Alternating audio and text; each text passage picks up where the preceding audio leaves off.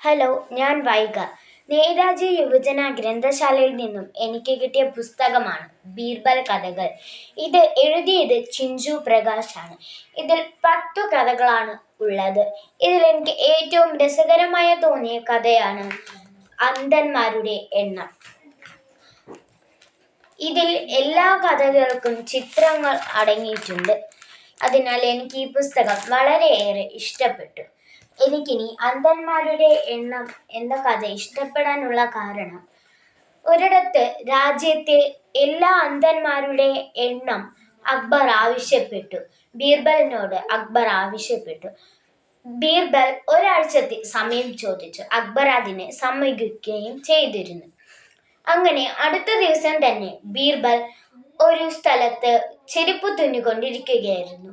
കണ്ടവർ ചോദിച്ചു, "നിങ്ങൾ എന്താണ് ഇവിടെ ചെയ്യുന്നത് ബീർബൽ?" അത്ഭുതപ്പെട്ടുകൊണ്ടായിരുന്നു അവരുടെ ആ ചോദ്യം. ബീർബൽ ഒന്നും തന്നെ മറുപടി കൊടുക്കാതെ ഒരു പേപ്പർ കഷ്ണമെടുത്ത് അതിൽ എന്തൊക്കെയോ കുറിക്കുക മാത്രം ചെയ്തു. അതുപോലെ കാണുന്ന എല്ലാവരും ചോദിച്ചുകൊണ്ടേ ഇരുന്നു. അങ്ങനെ അക്ബർ തന്നെ വന്നെത്തി. ആ അക്ബറും ഇതേ ചോദ്യമാണ് ചോദിച്ചത്. "താങ്കൾ എന്തിനാണ് ഇങ്ങനെയൊക്കെ ചെയ്യുന്നതെന്ന്, നിങ്ങൾ എന്താണ് ഈ ചെയ്യുന്നത് എന്നൊക്കെ ചോദിച്ചു. അപ്പോഴും ബീർബൽ ഒന്നും തന്നെ പറഞ്ഞില്ല. അപ്പോഴും എന്തൊക്കെയോ മാത്രം എഴുതിക്കൊണ്ടാണ് ഇരുന്നത്. അങ്ങനെ 7 ദിവസങ്ങൾ കടന്നുപോയി. 7ാമത്തെ ദിവസം ആ പട്ടിക കൊടുക്കാനായി ബീർബൽ അക്ബർ ചക്രവർത്തിയുടെ കൊട്ടാരത്തിലേക്ക് പോവുകയും അത് കൊടുക്കുകയും ചെയ്തു.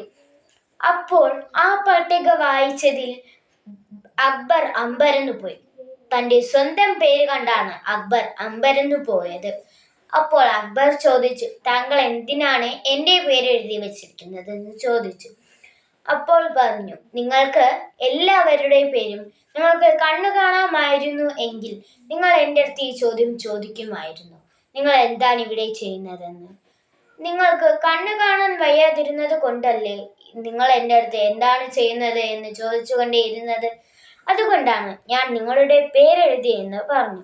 അക്ബർ അത് കേട്ട് ചിരിച്ചുകൊണ്ട് അവിടെ നിന്നും പോവുകയും ചെയ്തു. നിങ്ങൾക്ക് ഈ